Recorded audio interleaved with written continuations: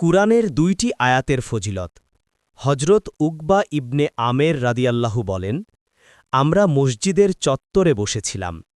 এমন সময় রাসূল সাল্লাল্লাহু আলাইহি ওয়াসাল্লাম বের হয়ে বললেন, তোমাদের মধ্যে কে চায় যে প্রত্যেক সকালে বুতহান অথবা আকিক বাজারে যাক আর বড় কুঁজের ২টি উটনি নিয়ে আসুক, বিনা অপরাধ সংগঠনে ও বিনা আত্মীয়তা বন্ধন ছিন্ন করে? আমরা বললাম, ইয়া রাসূল আল্লাহ, আমাদের প্রত্যেকেই তা চাই।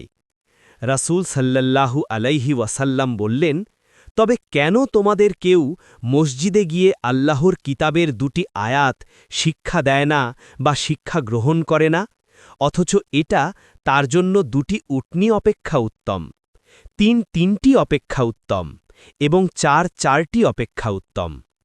মুসলিম, মিশকাত শরীফ ২০০২।